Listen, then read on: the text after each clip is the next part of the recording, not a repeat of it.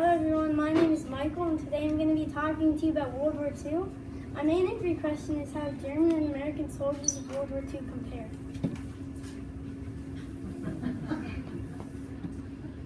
First I'm going to be talking about the uniforms that the Americans and the Germans had.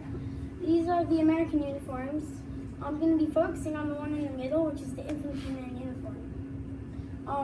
All soldiers carried a canteen full of water, one canteen.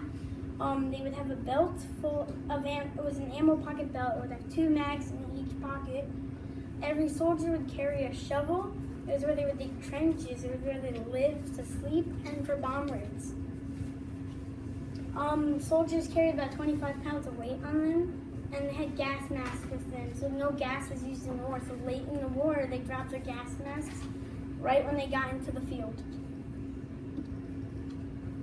The German infantrymen soldiers, one in the middle again, they had leather gloves, leather boots, and mostly all their equipment was leather.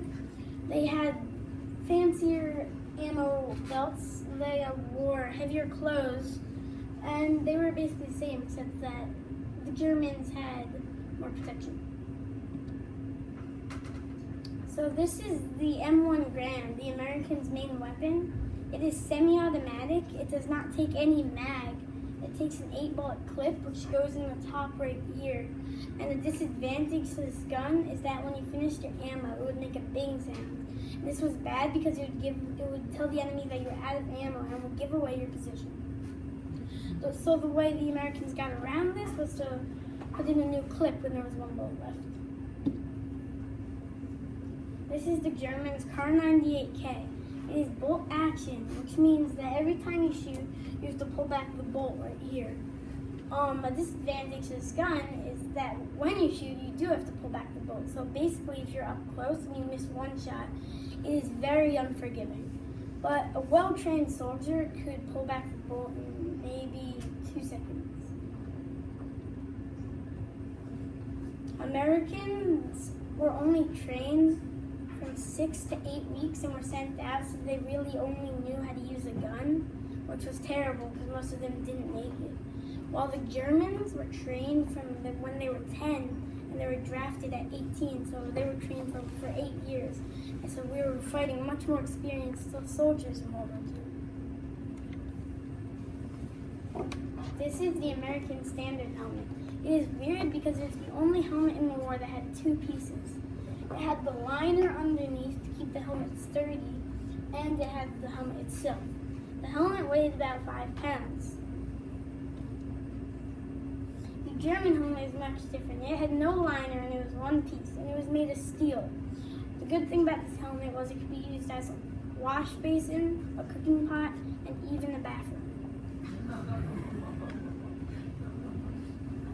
Soldiers wrote letters.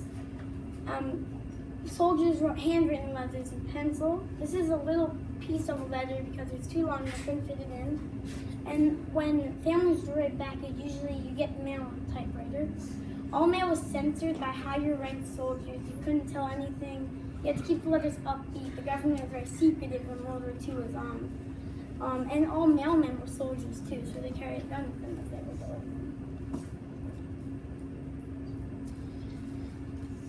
Soldiers did not bring that many personal possessions. They only brought like a picture of a loved one, cigarettes, tobacco, cigars, maybe a deck of cards. And sometimes they would bring candy that they were sent up, but they had with them. Some of the candy that were around that you should know are like M&M's, Hershey's, Charms, Butterfingers, and Milky's. My interview's name was Kurt Peeler, and he is the director on the Institute of World War II and Human Experience. He is also one of the main history teachers at Florida State University. I made a Skype call to him and I learned a lot about the GI units and the German soldiers. My site visit was the Intrepid Sea, Air, and Space Museum. It was a great experience. I got to see where soldiers lived, I got to see planes from World War II, and I got to see cannons that the soldiers had on ships. Fun fact, this Intrepid survived 5 attacks in World War II. Thank you for watching, and let's studying the past to be your future.